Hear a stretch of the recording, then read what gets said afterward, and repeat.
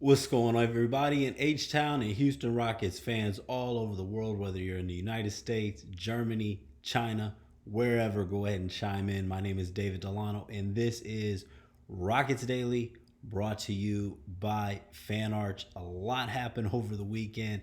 There's a lot to talk about today. We're going to talk about some roster moves around the NBA, roster moves to the Houston Rockets, what the Rockets have done so far in undrafted free agency, and some of the little moves of interest around the league. How about signing Malik Beasley now to H Town? New news with them. And also, we're going to talk about a little bit of our Rockets roots. So go ahead. Thanks so much for watching, no matter where you are. If it's your first time here, or if you've been here before and you haven't subscribed, go ahead and subscribe. That way, every time there's a video dropped, you're notified. And feel free to leave a comment. Reading all the comments, and I appreciate it's getting harder to read all the comments, but still, reading all the comments. Got a fun week ahead, and gonna go to look and to touch into some of those comments, some trade rumors. Let me know what's on your mind. I want to know what's on the mind of the real Houston Rockets fans, not just the things that are being reported by the mainstream media. Some things may be far out there. Some things may not have any legs to it, but who knows? A lot of times these big moves drop. Are the Rockets gonna make another big move? Let me know in the comments. Anything that you want to see, let me know what you think about it. Anything that I'm missing out on. So feel free. Thanks so much. And let's go ahead and get into today's show. Now, this is Rockets Daily. It's going to be H-Town focused, but there's a lot of big moves in the NBA. And first of all, I want to touch on some of the moves that affects some of the Rockets' rivals. First of all, LeBron James, he did opt in $52.6 million player option to stay with the Los Angeles Lakers. Who knows how many more years LeBron has left, but signed up to pair up with Luka for at least one more season. James Harden won't be coming back to H-Town. Declined his player option, but he's going to re-sign a 2-year, $81.5 million deal with the Los Angeles Clippers, which I'm not real sure what the Clippers are doing. They want to bring Harden back. I think that it's probably time to rebuild, but, they're going to give it another shot. He took the Nuggets to Game 7. They're going to see if Kawhi can have another strong season and if James Harden can have a better outing this time in the playoffs. So, Los Angeles Clippers, a team that's still looking to be in win now mode. With despite all the moves going on, Colin Sexton got traded from the Utah Jazz to the Charlotte Hornets, and Alonzo Ball going to the Cleveland Cavaliers in exchange for Isaac Okoro. So some big moves there in the NBA. And hey, Houston Rockets have been making as a big of moves as anyone so far, stealing the show in the offseason. Obviously, we all know about the Kevin Durant trade right now, sending over a Jalen Green along with Dylan Brooks to the Phoenix Suns. And Rockets were busy. Rockets were busy over the weekend. Aaron Holiday. We talked about Jayshawn Tate as somebody like to see back, but yeah, it looks like he's coming back. So that's good. That still that foundation now going to be his 5th year with the Rockets. Veteran leadership with Jeff Green, 38 years old, all agreeing to deals. Joining the deals that have already been agreed upon with Van Fleet and also with Steven Adams. So the Rockets really showing that they want to keep this core together. Other than Dylan Brooks and Jalen Green, who were shipped out for Kevin Durant, majority of this team is coming back. And the big news, Jabari Smith Jr. agreeing to a 5-year deal of $122 million. Caught some people by surprise, but happy to see Jabari locked up. What do you think? Do you think Jabari's going to make a big step up this season? With Kevin Durant on the roster, definitely should open some things up for him. So that's a lot of things going on with the roster there. Next things really to look at. We talked about Cam Whitmore on Friday, and a lot of you guys want to see Cam still here. We'll see what happens. Obviously, Tari Eason, Cam Whitmore, it's going to be interesting to see. I think obviously Tari's someone that I think is probably going to. I think we're going to probably see an extension on Tari before the season starts. That's at least my prediction. And and then also with Jock Landale, we'll see what happens. So though a lot of moves, Rockets definitely busy, and also as we get into this, a lot of undrafted free agents moving. And when it comes to the undrafted free agents so far, a lot of, I would say, bigger names. If you're someone who follows college basketball, a lot of these guys we've talked about before, a lot of these guys were really big contributors. They're in college for 4 or 5 years and then they get overlooked. But they're names that you hear about. But the Rockets have not really been signing a lot of these big name undrafted free agents. And what I mean by that, the Rockets right now, they have signed Cameron Matthews out of Mississippi State as an undrafted free agent. Oh, you had our own homegrown LJ Cryer for the Houston Cougars, of course. He's got signed actually with the Golden State Warriors, which you kind of hate to see that, but yeah, we'll see. He said wish him the best, but it's hard with being with Golden State. He also had Juwan Roberts got signed with the Utah Jazz, and Eric Dixon, the leading scorer in the nation last year with Villanova, fifth-year senior, got better every year, shot the ball really well. Teams passed on him in the first and even the second round, signed with the Los Angeles Lakers, so there's definitely some guys out there with some offensive firepower. I thought it would have been nice to see Cryer signed. Definitely sharpshooter, strong free throw shooter, but he is a small guard.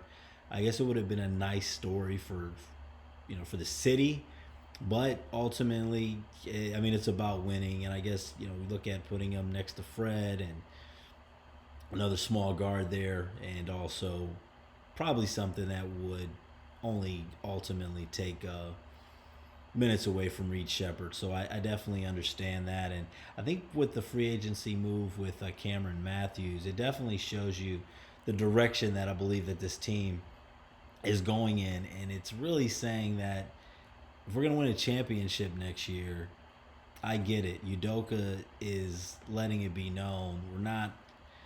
Let's be real.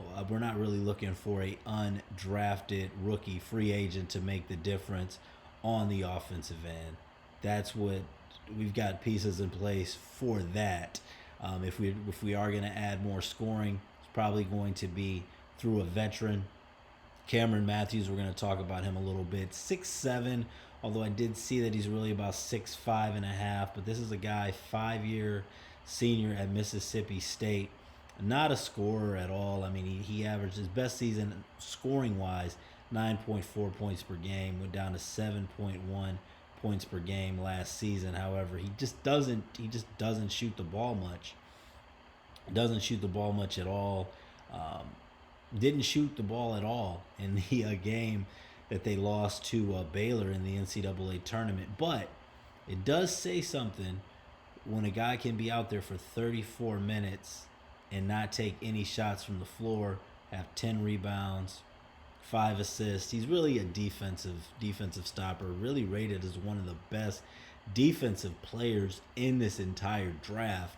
Now, I'm just saying, why if he was one of the best defensive players in this entire draft, why didn't he get drafted? Well, because he's really sized as a small forward, shooting guard. He's a wing, but he doesn't really shoot the ball well. But plays really hard, defends well. Summer League starts on July 10th. Interested in seeing what he does and if he can maybe sneak in and make this team. I think on the back end of this roster, someone who could compete with for some minutes in times, minutes in spots, minutes in injury situations with David Roddy.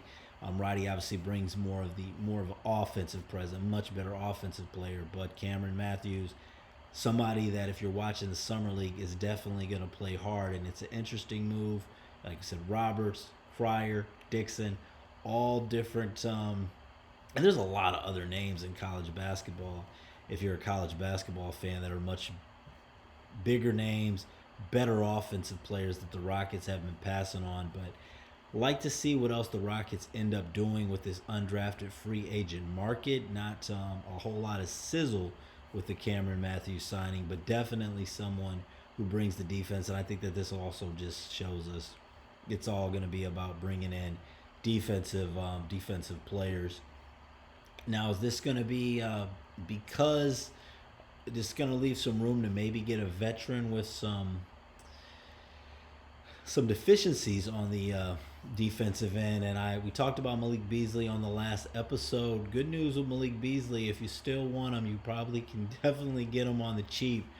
As the Detroit Pistons, the rumors were that he was looking at about a 3-year extension for about $42 million.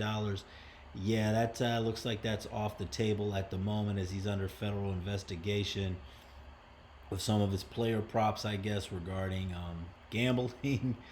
If he was betting on his overs, though, they should let that slide, right?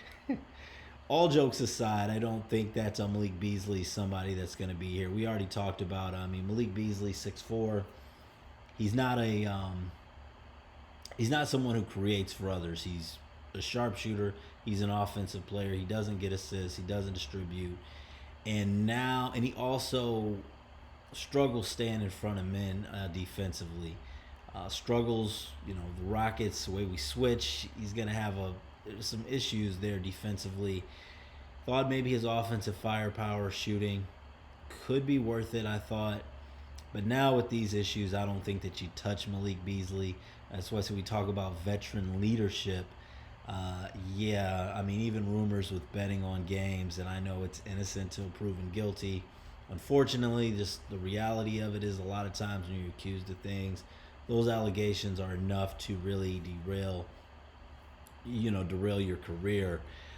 We'll see what happens with Beasley. I think the price tag definitely went down, but when you look at his size, the fact that he doesn't set up for other people, there's definitely other guys out there, and I think that it's a pass on Beasley. You look at the end of the season there, when Cade Cunningham threw him that pass against the Knicks on a chance for that last shot, and the ball went out of bounds off his hands.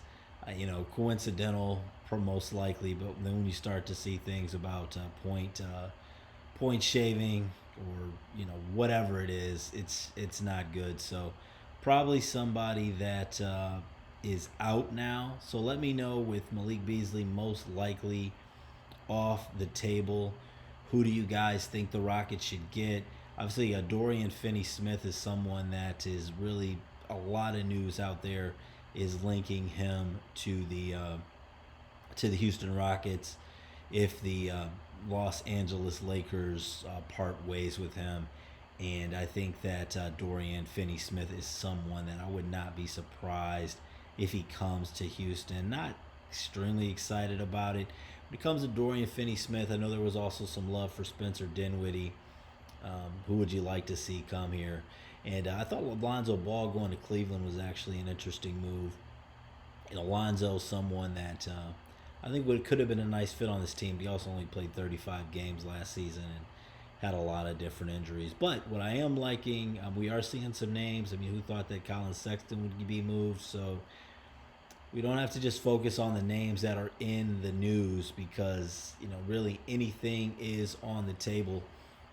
So let me know who you think that we should add, especially some other guard options. And one other thing that I do want to do on this channel, I want to pay homage to the Rockets of the past. The NBA history is so easy to get caught up in what's happening now. And, a lot of people may be new Houston Rockets fans. Even if you're old Houston Rockets fans, you may be a Kevin Durant fan who's coming over here watching, or don't know too much about the Rockets, and we're all seeing things on the news. But one thing I do want to talk about a little bit is the history of the Rockets. Last episode we talked about the first season of the San Diego Rockets. Yes, this thing started in San Diego, not in Houston, in the 67-68 season, when 15-67, and Pat Riley was our first pick that year at number 7. Well, The second season, the Rockets made a big step up, drafted Elvin Hayes, number one overall, 28.4 points per game,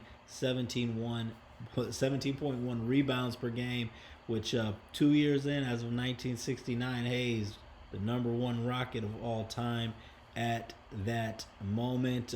We had Don Kojos, 22.5 points per game, had a strong season, and John Block had another strong season, 15.3 points per game and 9 rebounds. Those have been the top three Rockets of all time as of season number 2. And the Rockets took a big step up that year in the 68-69 season, went 37-45, which doesn't sound great, but it was 22 games better than the previous season. Lost to the Atlanta Hawks in the first round of the playoffs, which was actually the conference semifinals. There were only 14 teams in the NBA back then. 8 made the playoffs, 4 in the West, 4 in the East. You had Rick Adelman on the roster and Pat Riley. That Pat Riley, yes, the Miami Heat Pat Riley, in his second NBA season ever. So, yeah, just a little bit of Rockets history there. And we'll kind of go through the years and kind of help as we go through. We'll say, well, these were the top Rockets. Right now, Elvin Hayes was top Rocket all time at that moment, and will help us eventually shape the top 5, top 10 Rockets ever, which is definitely open to debate and discussion. And if you want to get ahead of that and let me know who your votes are for the top 5, top 10 Rockets of all time, let me know. Thanks so much for watching. There's going to be a lot more happening during the week, but thanks again so much, as we are just going to keep on diving into this with Rockets Daily, brought to you, of course, by FanArch. Thanks so much for watching again. God bless and have a great day.